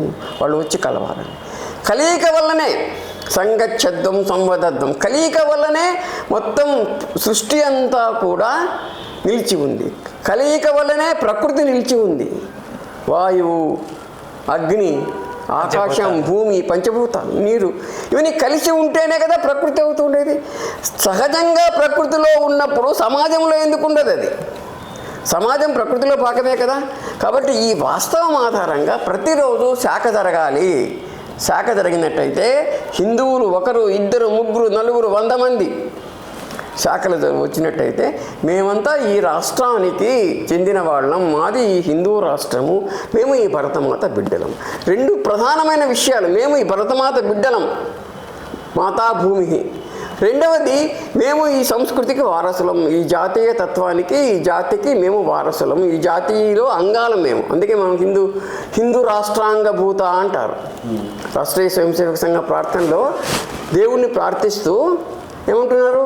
హిందూ రాష్ట్రాంగభూత ఇమే సాదరం త్వం నమాము. కాబట్టి ఆ శక్తివంతుడైన ప్రభువుకు ఎవరు నమస్కారం చేస్తున్నారు? హిందూ రాష్ట్రానికి అంగభూతులు నమస్కారం చేస్తున్నారు. మేము ఒక రాష్ట్రం కాదు, రాష్ట్రానికి అంగభూతులు. శరీరానికి ఏ విధంగా అవయవాలు అంగాలుగా ఉంటున్నాయో హిందూ రాష్ట్రానికి అంగభూతులం మేము అని చెప్పి ఒక వాస్తవాన్ని, ఏ దేశానికైనా ఒక జాతి ఉంటుంది. ఆ జాతికి వాళ్ళు గుర్తించినా గుర్తించకపోయినా జాతి ఉంటుంది. గుర్తించిన వాళ్ళు జాతి అనుకుంటారు, గుర్తించలేని వాళ్ళు మనం వేరు నాగరికం అనే పేరు పెట్టుకున్నారు. వాళ్ళు జాతీయ తత్వం తెలియని ఐరోపా వాళ్ళు నాగరికం అని పేరు పెట్టుకున్నారు. కొంతమంది అసలు జాతి అంటేనే తప్పు అనుకున్నారు, కమ్యూనిస్టులు. కాబట్టి ఈ 2 రకాలకు వ్యతిరేకంగా ఇది ఒకే జాతి అనే విశ్వాసం ఇది ఎవరు కల్పించింది కాదు, ఇది కొత్తది కాదు, అనాదిగా ఉన్నదాన్ని మళ్ళీ మనం పునరుద్ధరించుకోవడానికి. ఏ విధంగా అయితే ఒక రైతు దున్నుతాడు, నీళ్లు పెడతాడు, పంట పండుతుంది, అయిపోయింది ఊరికే ఉంటాడా? మరుసటి సంవత్సరం మళ్ళీ నీళ్లు పెడతాడు, మళ్ళీ దున్నుతాడు, మళ్ళీ. కాబట్టి నిరంతరమైన ప్రక్రియ జరిగినప్పుడు మాత్రమే ఒక వాస్తవం గుర్తు ఉంటుంది. స్మృతి లేకపోతే మృతి, స్మృతి ఉంటేనే కదా మృతి లేకపోవడం. స్మృతి పోయిందనుకోండి, నువ్వెవరో తెలియదు, నేనెవరో తెలియదు, నాకు అసలు మృతి ఏర్పడుతుంది. ఒక జాతి కూడా స్మృతి తప్పిపోతే మృతి ఏర్పడే పరిస్థితి నుంచి రక్షించడానికి రాష్ట్రీయ స్వయం సేవక సంఘాన్ని డాక్టర్జీ స్థాపించాడు. ఆ స్మృతిని పునరుద్ధరించాడు. అంటే కొనబూపిరితో ఉన్న స్మృతిని మళ్ళీ పరిపుష్టం చేశాడు, విస్తృతం చేశాడు, ప్రచారం చేశాడు, జీవన వ్యవహారంలో నిహితం చేశాడు. కాబట్టి ఈనాడు స్వయం సేవకులు చెప్తున్నారు అంటే ప్రార్థన చేస్తున్నారన్నా, కార్యక్రమాలు నిర్వహిస్తున్నారన్నా, ఈ 4 సంక్షోభాలకు వ్యతిరేకంగా 4 రకాలైన పరిష్కారాల కోసం రాష్ట్రీయ స్వయం సేవక సంఘ శాఖ జరుగుతుంది. రోజు సూర్యుడు ఎలా ఉదయిస్తాడో రోజు శాఖ ఆ విధంగా జరుగుతుంది. అందువల్ల ప్రతిరోజు కూడా గుర్తుపెట్టుకుంటాం. మనం గుర్తుపెట్టుకోకపోతే ఆ రైతు ఏ విధంగా ఒక సంవత్సరం వ్యవసాయం మానేస్తే ఆ భూమి పాడుపడిపోతుందో, ఒక్కరోజు వీడు స్వయం సేవక శాఖకు పోకపోయినా కూడా మన యొక్క స్మృతి తప్పిపోయే ప్రమాదం ఉంది. కాబట్టి నిత్యం శాఖకు రావాలి. నియమిత సమయంలో ఉదయం 6 గంటల కంటే 6 గంటలకే రావాలి. ఈ పద్ధతిలో, ఈ శాఖా పద్ధతిలో శాఖ అంటే ఏంటి? రాష్ట్రీయ స్వయం సేవక సంఘం అనే ఒక మహాస్వరూపానికి, ఒక విశ్వరూపానికి అవయవాలు ఇవి. కాబట్టి శాఖలు అంటే ఒక మహాస్వరూపానికి, అంటే భారతదేశం అనే ఒక జాతీయ స్వరూపానికి అవయవాలు ఎవరు ఉంటే రాష్ట్రీయ స్వయం సేవక సంఘ శాఖలు. డాక్టర్ జీ కాంగ్రెస్ పార్టీలో పనిచేసినాడు. కాంగ్రెస్ పార్టీ స్వతంత్రం కొరకే ఏర్పాటైంది, స్వతంత్ర ఉద్యమం జరుపుతుంది కదా. అంటే కాంగ్రెస్ పార్టీ ఇప్పుడు మీరు చెప్పిన పద్ధతిలో స్మృతి లేని స్వాతంత్ర పోరాటము అని అనొచ్చు కదా. అంతే. ఆ స్మృతి లేని పోరాటాన్ని స్మృతి తెచ్చడం కొరకు, హిందూ సమాజాన్ని సంఘటితం చేయటం కొరకు ఏర్పాటైందే రాష్ట్రీయ స్వయం సేవక సంఘం అని చెప్పొచ్చు కదా. చెప్పచ్చు. అంటే కాంగ్రెస్ వాళ్ళు ఏమిటి, ప్రతిదీ కూడా విదేశీయమైన పద్ధతిలోనే చేశారు వాళ్ళు కూడా. అంటే ఈ దేశం ఒక జాతి కాదు అన్నారు వాళ్ళు. ఎవరు? ఇంగ్లీష్ వాళ్ళు. కాంగ్రెస్ వాళ్ళు దాన్ని ఖండించలేదు. ఈ దేశం రాజ్యాంగ వ్యవస్థ ఎప్పుడు ఏర్పడుతుందో అప్పుడు ఒక జాతిగా ఏర్పడుతుంది అన్నారు. అవును, చాలా ప్రశ్నలు వచ్చినాయి. ఏంటంటే మన భారతదేశంలో కన్యాకుమారి నుంచి కాశ్మీర్ వరకు కనుక చూసుకున్నట్లయితే ప్రతి 100 కిలోమీటర్లు పోయేసరికి ఆహారపు అలవాట్లు మారుతూ ఉంటాయి, భాషాపరమైన విధానాలు మారుతూ ఉంటాయి, వాళ్ళ యొక్క పూజా విధానాలు మారుతూ ఉంటాయి, ఆచార వ్యవహారాలు మారుతూ ఉంటాయి, వస్త్రధారణ మారుతూ ఉంటుంది. ఇవన్నీ దృష్టిలో పెట్టుకొని మీరంతా ఒకటి కాదు, మీరంతా ఒకటి కాదు అనేది కొన్ని శక్తులు మన మీద హిందువుల మీద ప్రయోగిస్తూ ఉంటాయి. అవును. ఇప్పుడు వసంత ఋతువులో ప్రకృతి ఎలా ఉంటుంది? గ్రీష్మ ఋతువు వచ్చేసరికి మారిపోతుంది. వర్ష ఋతువు వస్తే మరీ మారిపోతుంది. శరద్ ఋతువు వస్తే మళ్ళీ ఇంకొంత బాగుంటుంది. మళ్ళీ హేమంత ఋతువు వస్తుంది, చలితో వడికిపోతాము. శిశిర ఋతువు వస్తుంది, మళ్ళీ వసంత ఋతువు వస్తుంది. కానీ ఈ ఋతువులు వేరేగా ఉన్నాయి కాబట్టి కాలం వేరే అని చెప్తామా? ఒక కాలం ఇదంతా ఒకటి కాదు అంటామా? ఇన్ని ఋతువులు కూడా ఒకే కాలంలో భాగాలే కదా. అలాగే ఈ అదే అసలు ప్రకృతి సృష్టిలోనే వైవిధ్యాల మధ్య సమన్వయం ఉంది. అసలు భారతదేశం యొక్క గొప్పతనము, హిందూ జాతీయ సంస్కృతి యొక్క గొప్పతనం ఎక్కడుందంటే వైవిధ్య స్వరూపాల మధ్య ఉన్న నిహితమై ఉన్న ఏకత్వ స్వభావాన్ని చూడడం. ఒకే స్వభావం అనేక రూపాలుగా కనిపిస్తుంది. ఏకం సత్ విప్రా బహుధా వదంతి. ఒకే సత్యము అనేక రూపాల్లో కనిపిస్తుంది. సృష్టి వ్యవస్థ అది. 432 కోట్ల సంవత్సరాలు ఋతం నడుస్తూ ఉంటుంది. అంటే సత్యానికి భిన్నం కాదు అది. సత్యమే ఋతంగా భాషిస్తూ ఉంటుంది. సత్యానికి రూపం లేదు, నామం లేదు, క్రియ లేదు.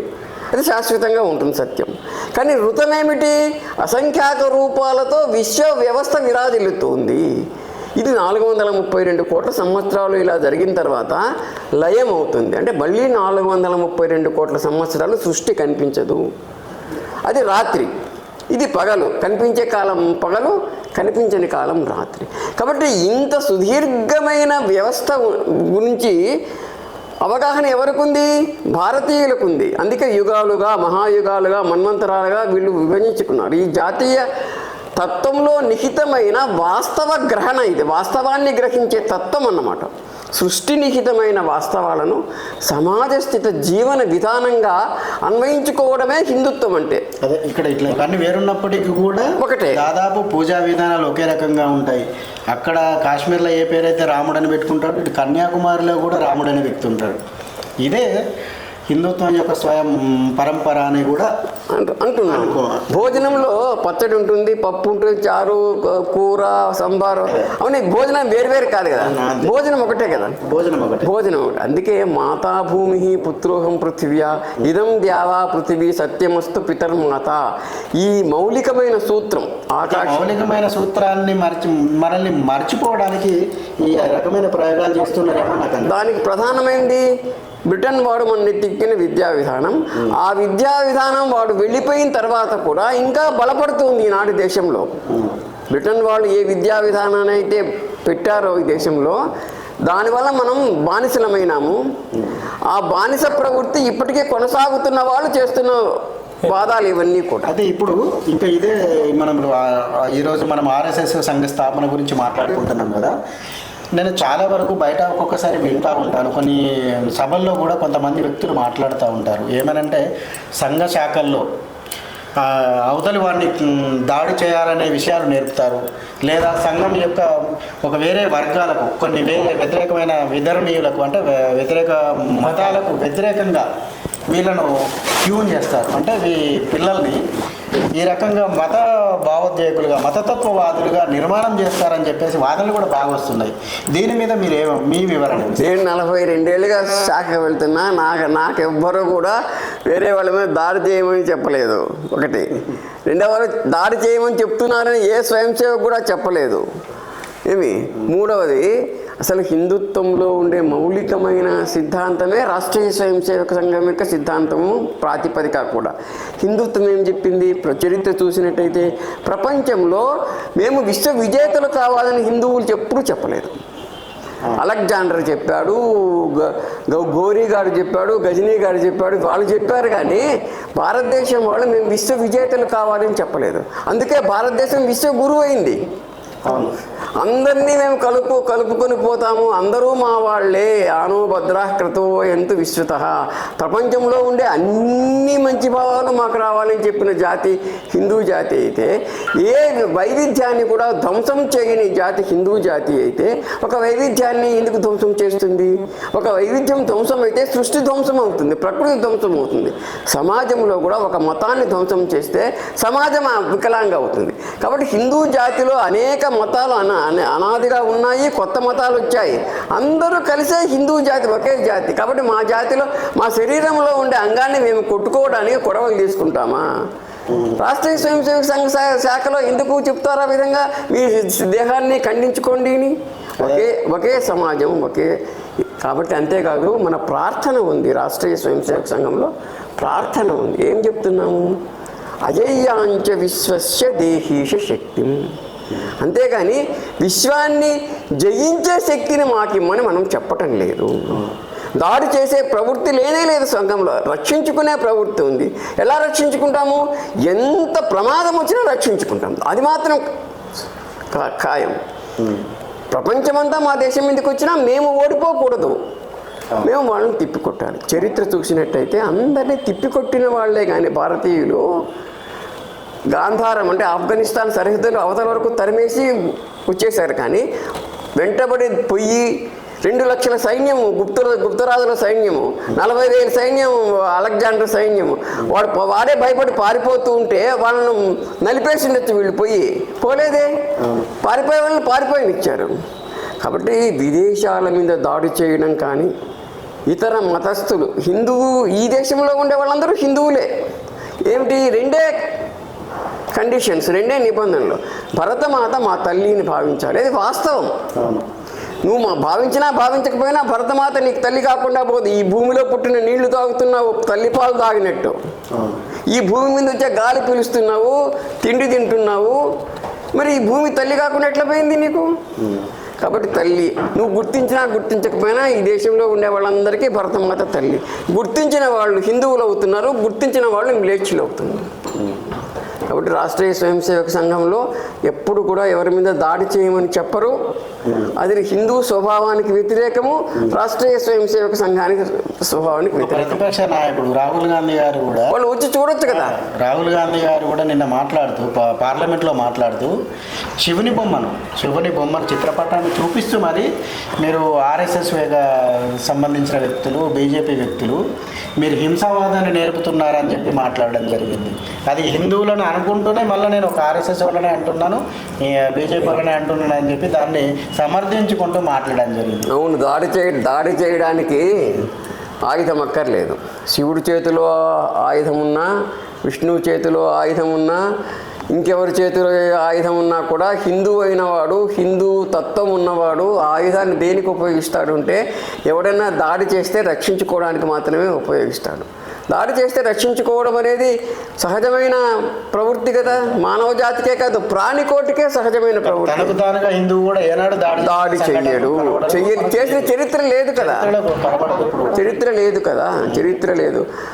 తక్షశిలా విశ్వవిద్యాలయం మీదకి ఈజిప్ట్ వాళ్ళు వచ్చారు. అలెగ్జాండర్ రావడానికి ముందే ఈజిప్ట్ వాళ్ళు వచ్చారనమాట. వచ్చి అందరూ 10,000 మంది విద్యార్థులు, 1000 మంది ఆచార్యులు చదువుకుంటున్నారు ప్రశాంతంగా.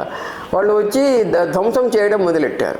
వీళ్ళు నిరాయుధులు కదా, అక్కడేం సంపద కూడా ఉండదు. కానీ వాటి ప్రవృత్తి, తేలుకు కుట్టడం ఎలా ప్రవృత్తో ఆ వచ్చిన దోపిడీదారులకు భారతదేశం మీదకి దాడి వచ్చారు వాళ్ళు. ఈజిప్ట్ నుంచి వచ్చి ఇది అలెగ్జాండర్ రావడానికి ఒక 400 ఏళ్ళకి పూర్వం జరిగిన ఇది తక్షశిలా విశ్వవిద్యాలయం దొరబడంగానే వాళ్ళే రాసుకున్నారు. ఎప్పుడైతే ధ్వంసం చేయడం మొదలుపెట్టామో అప్పుడే పిడుగుల జడి కురిసింది మా మీద, అగ్నివర్షం కురిసింది, మాడి మసైపోయింది మా సైన్యం అంతా. మిగిలిన వాళ్ళు పారిపోయినారు. ఎవరు పారిపోయిన వాళ్ళని పోయి చంపినారా? మళ్ళీ చంపలేదు. పారిపోయిన రక్షించుకున్నారు అంత తక్షశిలా విశ్వవిద్యాలయాన్ని. అంత శక్తివంతులైన హిందువులు అక్కడేమిటి, అక్కడ సైనికులు లేరు. ఈ ఆగ్నేయాస్త్రం అనే దాన్ని ప్రయోగించి అగ్ని వర్షం కురిపించింది ఎవరు అంటే అయ్యవార్లు. విద్యార్థులు, సైనికులు కూడా కాదు. కాబట్టి అంతటి రక్షణ వ్యవస్థ మనకు ఉంది కాబట్టి ఆనాడు వాళ్ళు రాసుకుంటే మళ్ళీ అలెగ్జాండర్ వచ్చేంత వరకు కూడా ఎవ్వరూ ఈ దేశం మీదకి రాలేదు. అలెగ్జాండర్ కూడా తక్షశిలకు దూరంగా వచ్చేసాడు. తక్షశిలకు పోలేదు అలెగ్జాండర్. తర్వాత గ్రీకులు ఏవో అబద్ధాలు రాసుకున్నారనుకోండి. తక్షశిల రాజు అలెగ్జాండర్ను మైత్రి చేసుకున్నాడు. తక్షశిలకు రాజు ఉండడు. తక్షశిల ఒక విద్యా కేంద్రం, అది రాజధాని కాదు. ఏ రాజధాని? తక్షశిల ఏ దేశానికి రాజధాని? ఏ రాజ్యానికి రాజధాని? అది పంజాబ్లో ఉంది. పంజాబ్కి రాజధాని తక్షశిల కాదన్నాడు. సింధుకు రాజధాని తక్షశిల కాదన్నాడు. కాబట్టి రాజధాని కానీ దాన్ని కల్పించుకొని వాడు మాత్రం చేయగలిపాడు అని చెప్పి హిందువులను బదనాం చేయడానికి, అప్రతిష్ట పాలు చేయడానికి, ఈ దేశస్తుల్ని అంబి అనే ఒకవాడు అలెగ్జాండర్తో చేతులు కలిపాడు అనే ఒక దుర్మార్గమైన ఆలోచనను ఇక్కడ ప్రచారం చేయడానికే అంబిని కల్పించాడు. అంబి అనేవాడు తక్షశిల రాజు, ఆయన అలెగ్జాండర్కు సహాయం చేశాడు అని. పురుషోత్తముడు ఇంకొక అతన్ని కల్పించి ఆయన ఏదో చేశాడు అని చెప్పి. పురుషోత్తముడు లేడు, అంబి లేడు. వాడు వచ్చి ఇక గుప్త సామ్రాజ్యం ఉంది, 2 లక్షల మంది సైనికులు అని చెప్పి వాడు వేగులు చెప్పాడు.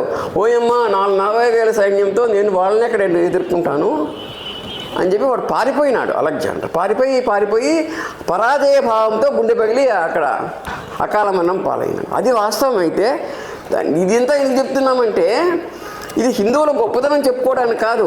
హిందూ ఎప్పుడూ కూడా దాడి చెయ్యడు, రక్షించుకుంటాడు. ఎంతగా రక్షించుకుంటాడంటే మొత్తం విశ్వమంతా వచ్చి చేసి దండెత్తినా మేము రక్షించుకుంటాము. ఆ ప్రవృత్తిని ప్రతి స్వయం సేవకుల్లోనూ, రాష్ట్రీయ స్వయం సేవక సంఘ యొక్క కార్యకర్తల్లోనూ నింపడానికి, మొత్తం హిందూ సమాజంలో నింపడానికి ఈ శాఖా కార్యక్రమం ఉపయోగపడుతుంది. ప్రతిరోజు స్వయం సేవకులు నిర్ణీత స్థలంలో నిర్ణీత సమయంలో కలుస్తారు, ఆటలు ఆడుకుంటారు, పాటలు పాడుకుంటారు, చివరిలో భరతమాతను ప్రార్థన చేస్తారు, ఇంటికి వెళ్తారు. ఇది శాఖలో జరిగేది. చూడమనండి వాళ్ళను, రాహుల్ గాంధీని చూడమనండి, ఇంకొన్ని చూడమనండి. శాఖకు వచ్చి మేము వద్దను, ఎవరు వద్దనటం లేదు. రాహుల్ గాంధీ శాఖకు వచ్చి నేను చూస్తానంటే సంవత్సరం చూడమనండి, చూసి చెప్పమనండి. ఏం చెప్తున్నారు రాష్ట్రీయ స్వయం సేవక సంఘం వాళ్ళు? ఇతర మతాలను గురించి దుర్మార్గంగా చెప్తున్నారా, మత ద్వేషం కలిగిస్తున్నారా, లేకుంటే ఈ దేశంలో ఉండే వాళ్ళందరూ ఒకటిగా ఉండాలి అని చెప్తున్నారా? వాళ్ళకే తెలుస్తుంది కదా. అంటే నాకు అనిపిస్తుంది ఆయన కొంతమంది అంటే ఒక ప్రత్యేక వర్గాన్ని సంతృప్తి పరచడానికి హిందువులను అవహేళన చేస్తున్నాడేమో అని అనిపిస్తుంది నాకు. అవును, ప్రత్యేక వర్గం అనేది ఎందుకు? జిహాదీ వర్గం ఒకటి ఉంది ఈ దేశంలో. అది నోటితో ఎందుకు అనాలని చెప్పి ప్రత్యేక వర్గం, జిహాదీ వర్గం ఉంది. అయితే జిహాదీ వర్గము ఏమిటి? హిందూ జాతి ఎప్పుడూ ఇస్లాం మతాన్ని వ్యతిరేకించదు. ఎందుకంటే ఇస్లాం మతం కూడా హిందూ జాతిలో భాగం కాబట్టి. అలాగే క్రైస్తవ మతాన్ని వ్యతిరేకించదు. క్రైస్తవ మతం కూడా హిందూ జాతిలో భాగం కాబట్టి దేన్ని వ్యతిరేకిస్తుంది హిందూ జాతి? జిహాదీ తత్వాన్ని. అంటే మా మతం తప్ప ఈ ప్రపంచంలో మరో మతం ఉండడానికి వీల్లేదు, మా పువ్వు తప్ప ఈ తోటలో మరో పువ్వు ఉండడానికి వీల్లేదు, మా చెట్టు తప్ప ఈ తోటలో మరో చెట్టు ఉండడానికి వీల్లేదు అన్న దుర్మార్గమైన లక్ష్యంతో ఎవరైతే హత్యాకాండ చేస్తున్నారో వాళ్ళు జిహాదీలు. వాళ్ళని వ్యతిరేకించాల్సింది. ముస్లింలు కూడా వాళ్ళని వ్యతిరేకించాలి. ఎందుకు? మొత్తం చెట్లన్నీ కొట్టేసి ఒక చెట్టునే ఉంచుతారు ఆ తోటలో. ఇప్పుడు రాహుల్ గాంధీ మాట్లాడిన విషయాలు అసలు హిందువుల కన్నా ఎక్కువగా ముస్లింలు ఆలోచించాలి, ఇస్లామిక్ వర్గాలు ఆలోచించాలి. ఇస్లాం మతస్థులు కూడా మేము రాహుల్ గాంధీ మాట్లాడిన పార్లమెంట్ సంఘటనకు ఒక జ్ఞాపకం వస్తుంది. 1964లో రాహుల్ ముత్తాత నెహ్రూ ప్రధానమంత్రిగా ఉన్నప్పుడు రాష్ట్రీయ స్వయం సేవక సంఘ కార్యకర్తలను గణతంత్ర దినోత్సవం కవాతులో ఆహ్వానించినట్లు నాకు కాస్త గుర్తున్నది. దానిపైన మీరు క్లారిటీ ఇవ్వండి. అంటే చైనా యుద్ధంలో మనం దెబ్బతిన్నాం కదా, ఆ తర్వాత జరిగినప్పుడు నెహ్రూ కాలంలోనూ లాల్ బహదూర్ శాస్త్రి కాలంలో కూడా, ప్రధానంగా లాల్ బహదూర్ శాస్త్రి కాలం పాకిస్తాన్తో గెలిచినప్పుడు, మన పాకిస్తాన్ మీద గెలిచినప్పుడు గణతంత్ర దినోత్సవం అంటే యుద్ధ సమయంలో రాష్ట్రీయ స్వయం సేవక సంఘం ఏం చేసింది అనేది ప్రధానమైన విషయం. యుద్ధంలో మనం జయించడానికి కానీ లేదా సైనికులకు సహాయం చేయడానికి కానీ దేశం మొత్తం మీద ఒక వాతావరణాన్ని నిర్మించడంలో, దేశం మొత్తం మీద యుద్ధానికి వ్యతిరేకంగా, అంటే ఇది ఆ దేశానికి వ్యతిరేకంగా, ఏ దేశమైతే మన దేశం మీద దాడి చేసిందో ఆ దేశానికి వ్యతిరేకంగా ప్రజల మనోభావాలను సమీకరించడంలో కానివ్వండి, ప్రజల నుంచి విరాళాలు సేకరించి యుద్ధ నిధికి సమర్పించడంలో కానివ్వండి, యుద్ధం మనం ఎలా విజయం సాధించాలి అనే విషయంలో కానివ్వండి, రాష్ట్రీయ స్వయం సేవక సంఘ్ చేసిన, అంతేకాదు యుద్ధంలో స్వయంగా పాల్గొన్నారు కదా. పాకిస్తాన్ ఎప్పుడైతే జమ్మూ కాశ్మీర్ మీద దాడి చేసిందో దేశ విభజన జరిగిన వెంటనే, అప్పుడు అనేక వందల మంది స్వయం సేవకులు యుద్ధంలో సైనికులుగా పనిచేశారు కాశ్మీర్లో. అప్పుడు వ్యవస్థ కూడా లేదు. అంతేకాకుండా అనేక మంది స్వయం సేవకులు బలిదానాలు చేసి, ఒకసారి హెలికాప్టర్ నుంచి మన వాళ్ళు తీసుకుపోతున్న ఆయుధాలు పాకిస్తాన్ వైపు పడితే, అంటే పాకిస్తాన్ సైనికులు దగ్గరగా పడితే వాటిని మళ్ళీ తీసుకొని రావడానికి ప్రాణాలు కూడా తెగించి ఆయుధాలు తీసుకొచ్చారు రాష్ట్రీయ స్వయం సేవక సంఘ స్వయం సేవకులు. కాబట్టి దేశం కోసం కానివ్వండి, సమాజం కోసం కానివ్వండి, సంస్కృతి కోసం కానివ్వండి, వాళ్ళు నిత్యం వైయక్తికమైన హితం కంటే కూడా సమష్టి జాతీయ హితం కోసం స్వయం సేవకులు పనిచేస్తున్నారన్నది ప్రపంచం గుర్తించిన విషయం. ఈనాడు ప్రపంచమే గుర్తించింది, ఒక ప్రభుత్వం కాదు, ఒక పార్టీ కాదు. కాబట్టి ఆ విధంగా రాష్ట్రీయ స్వయం సేవక సంఘం వాళ్ళు జాతీయ నిష్ఠ కల వాళ్ళు, దేశభక్తులు కాబట్టే రిపబ్లిక్ డే కవాతుల్లో కూడా వీళ్ళు పాల్గొనడానికి ప్రభుత్వం అవకాశం ఇచ్చింది. అవకాశం రావడం గొప్ప విషయం కాదు, అసలు వీళ్ళ యొక్క స్వభావం అనేది వాళ్ళు గుర్తించడం అనేది గొప్ప విషయం. మరి కాంగ్రెస్ ఇప్పుడు ఆ రోజు నుండి ఇప్పటి వరకు చూస్తున్న వాళ్ళు పార్లమెంట్లో ఉన్నారు. దానిపైన ఒక్కరు కూడా అబ్జెక్షన్ చెప్పారు రాహుల్ గాంధీ చెప్పిన విషయాన్ని.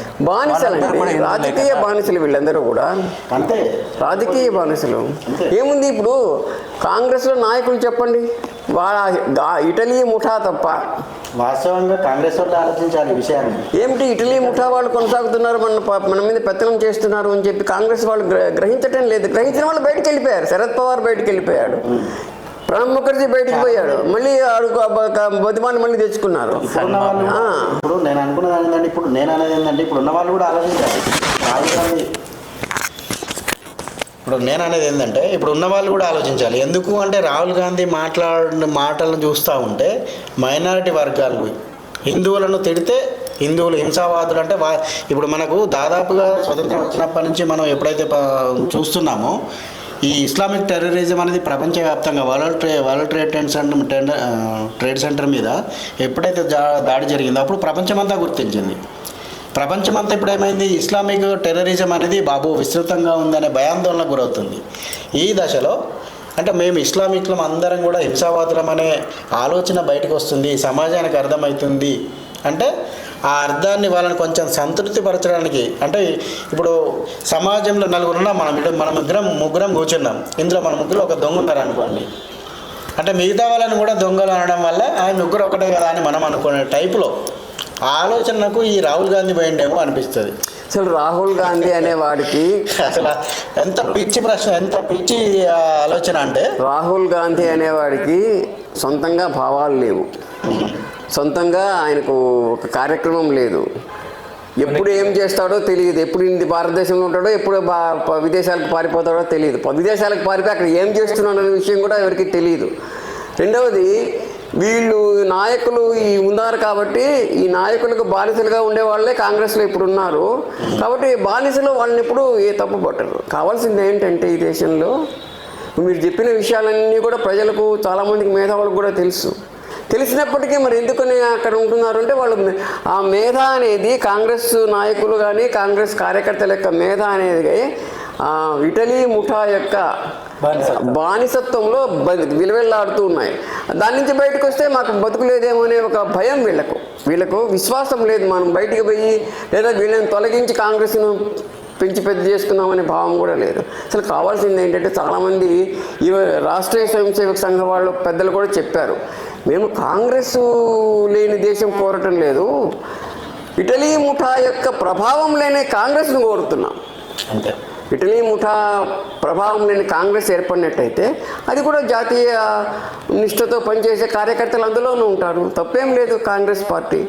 కానీ కాంగ్రెస్ పార్టీని ఎవరు వ్యతిరేకించడం లేదు, ఆ ముఠాను వ్యతిరేకిస్తుంది, ఆ ముఠాకు ఊడికం చేస్తున్న వాళ్ళను వ్యతిరేకిస్తుంది. ఆర్ఎస్ఎస్ సంబంధించిన సభ్యులు కానివ్వండి, భావజాలం కలిగిన వ్యక్తులు కానివ్వండి, దాదాపు అన్ని పార్టీలో ఉన్నారని నేను అప్పుడప్పుడు వింటూ ఉంటాను. ఉండొచ్చు, అది ఆర్ఎస్ఎస్ రాష్ట్రీయ స్వయం సేవక సంఘం కార్యపద్ధతిలోనే ఆ విషయం ఉంది. ఏమిటంటే మీరు ఏ పార్టీలో అయినా ఉండొచ్చు స్వయం సేవకులు, కానీ ఎక్కువ మంది భారతీయ జనతా పార్టీలో ఉన్నారు. ఎందుకు అంటే రాష్ట్రీయ స్వయం సేవక సంఘం యొక్క కార్యపద్ధతిని, లక్ష్యాలను, వాటిని అది పార్టీ గౌరవిస్తుంది కాబట్టి స్థాయిలో తీసుకున్నారని వాళ్ళు అనుసరిస్తూ గౌరవిస్తున్నారు కాబట్టి ఆ పార్టీలకు ఎక్కువ మంది చేరారు. మిగతా పార్టీలో చేరకూడదని ఏం లేదు. కానీ ఎవరైతే సాయుధ కుట్రల ద్వారా కానివ్వండి, లేదా సాయుధ సంఘర్షణ ద్వారా కానివ్వండి, ఈ దేశం యొక్క వ్యవస్థలను ధ్వంసం చేసే రాజకీయ పార్టీల్లో స్వయం సేవకులు చేరరు. అంటే ఉదాహరణకి నక్సలైట్లు ఉన్నారనుకోండి, నక్సలైట్లో చేరరు వీళ్ళు. అలాగే జిహాదీలు ఉన్నారనుకోండి, జిహాదీ సంస్థల్లో చేరరు స్వయం సేవకులు. ఏంటంటే ఇందిరాగాంధీ విదేశాల్లో పర్యటనలో ఉన్నప్పుడు ఒక సందర్భంలో అక్కడ ఆ దేశ అధిపతి అడిగినట్ట, మీ దేశాన్ని రక్షించగలరా మీరు, ఏదైనా ప్రళయం వస్తే, దాడి జరిగితే అని ప్రశ్నిస్తే, మా దగ్గర రాష్ట్రీయ స్వయం సేవక సంఘ్ అనే ఒక సంస్థ ఉన్నది, ఎటువంటి ప్రళయం వచ్చినా ఆ సంస్థ రక్షిస్తుందని ఇందిరాగాంధీ చెప్పినట్లు నేను విన్నాను. అవును, మాకు సమావేశాల్లో బాలాసాహెబ్ దేవరస్జీ పరమపూజనీయ సర్సంఖ్యాలుగా ఉండే 3వ సర్సంఖ్యాలు వారు స్వయంగా చెప్పిన విషయమే ఇది. మీ దేశంలో ఇట్లా రాజకీయాలతో పని లేకుండా దేశభక్తితో పనిచేసే సంస్థలు ఏవైనా ఉన్నాయా, పెద్ద సంస్థలు అంటే ఉంది, రాష్ట్రీయ స్వయం సేవక సంఘం చెప్పింది అని ఆనాడు ప్రచారమైనట్టు. అంటే మనకు ప్రత్యక్షంగా తెలియని విషయం కాదు, అది తెలిసిన విషయం కాదు. పత్రికల్లో వచ్చిన విషయాన్నే మన సరసంఘచాలక్ గారు కూడా ఉటంకించారు ఆ విషయాన్ని.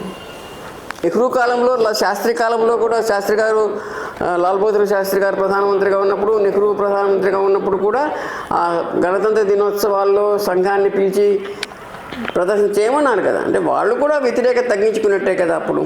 అంతేకాకుండా సర్దార్ పటేల్ ఎప్పటికీ కూడా సర్దార్ పటేల్ ఎప్పుడు సంఘాన్ని వ్యతిరేకించలేదు. ఇంకొక ప్రశ్న,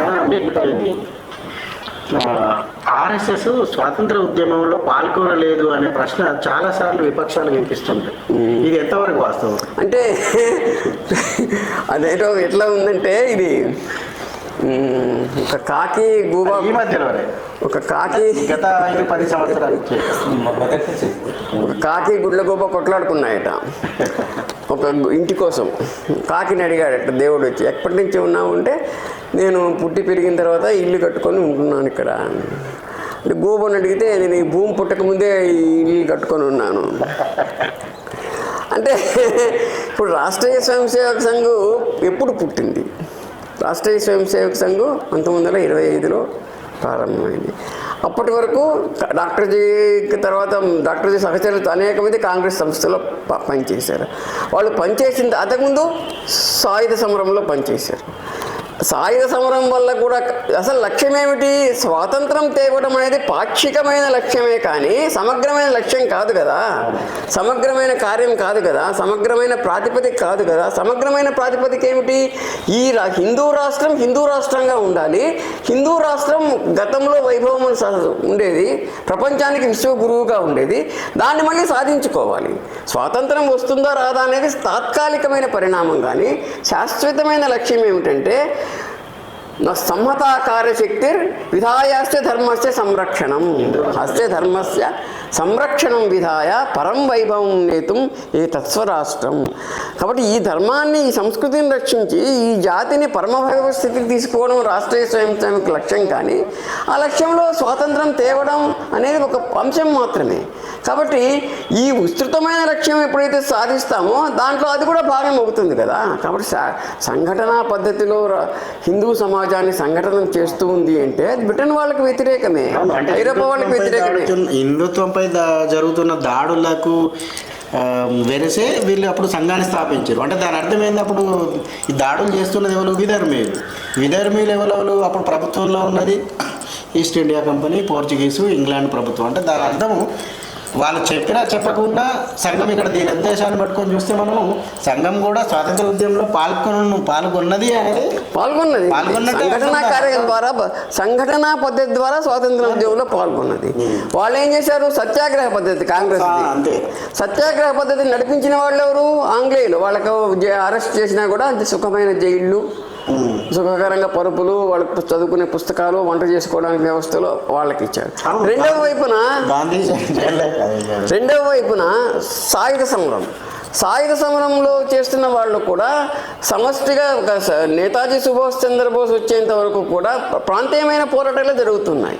అవి విఫలం కూడా అవుతున్నాయి. అనేక మంది పట్టుబడము, అనవసరంగా ఉరికంబాలు ఎక్కడము.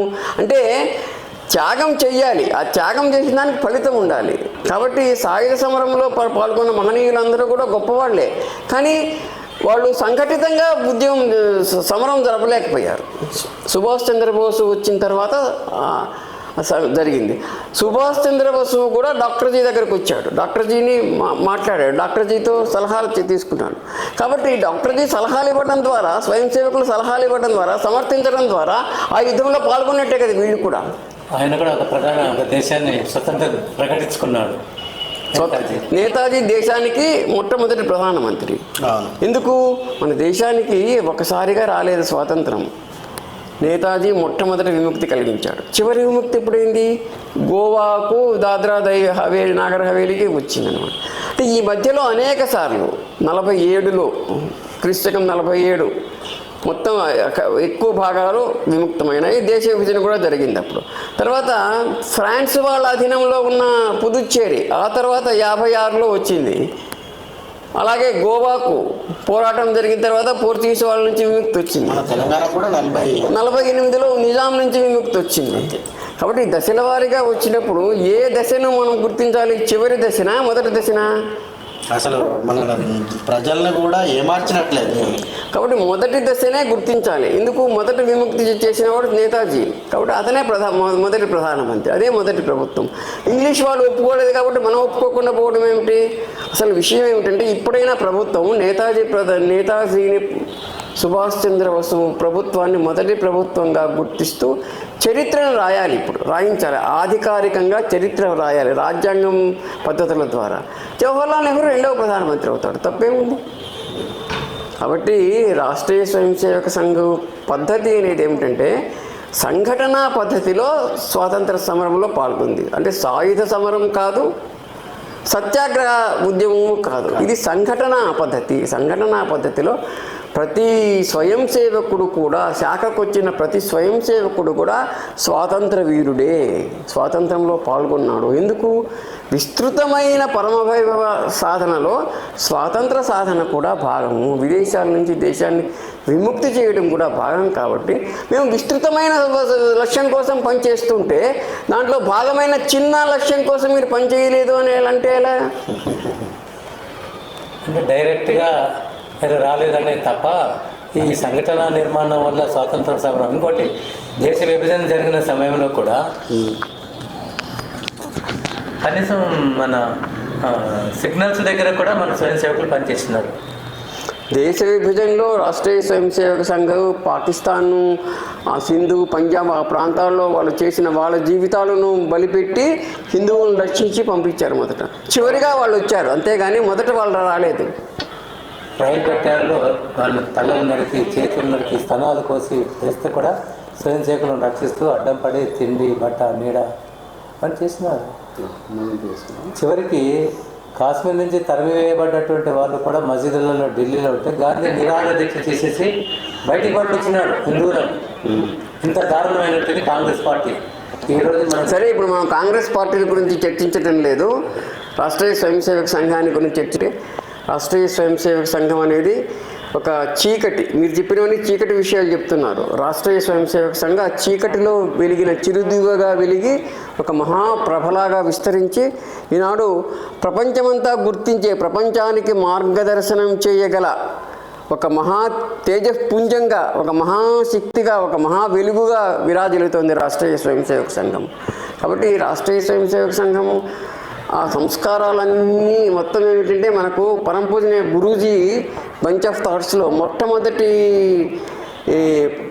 అధ్యాయంలోనే అవర్ వరల్డ్ మిషన్ అని, మన ప్రపంచానికి ఏం చేస్తాం అంటే, భారతీయుడు హిందువు కేవలం మన జాతి కోసం మాత్రమే, జాతి హితం మాత్రమే కోరటం లేదు, మొత్తం విశ్వహితం కోరుతున్నాం మనం. అలా విశ్వహితం కోరడం అనేది కొత్త కాదు ఇప్పుడు. మళ్ళీ పూర్వము కోరాము, అనేక లక్షల మంది విద్యార్థులు ఇక్కడికి వచ్చి చదువుకొని పోయినారు, అనేక మంది శరణార్థులై వచ్చి ఇక్కడ ఆశ్రయం పొందారు ఈ దేశంలో. కాబట్టి అటువంటి వ్యవస్థలో భాగంగా విశ్వహితం అనేది మన మౌలికమైన లక్ష్యం. జాతీయ పరమ వైభవంతో పాటు విశ్వహితాన్ని కూడా మనం అందుకే అంటున్నాం కదా, వసుధైవ కుటుంబకం అని.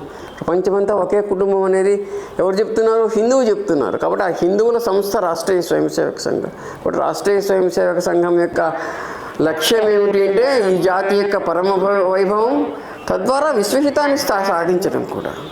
కాబట్టి ఆ విశ్వహితాన్ని సాధించడం అనేది ఎలా జరుగుతుందంటే, మాతాభూమి పుత్రోహం పృథివ్యా, తండ్రి ఆకాశమా, తల్లి భూమాత, మా ఆకాంక్షలను నిజం చెయ్యి ప్రార్థిస్తున్నాం. కాబట్టి ఆకాశం తండ్రి, భూమి తల్లి, ఈ వాస్తవాన్ని గుర్తించిన వాడు హిందువు, సనాతనుడు, భారతీయుడు. రత్నాకర ధౌతపదాం హిమాలయ కిరీటిని బ్రహ్మరాజర్షి రత్నాఢ్యాం వందే భారతమాతరం. భారత్ మాతాకి జై. నమస్కారం అండి నాగేశ్వరరావు గారు, చాలా ధన్యవాదాలు. ధన్యవాదాలు. చాలా విషయాలు చెప్పారు.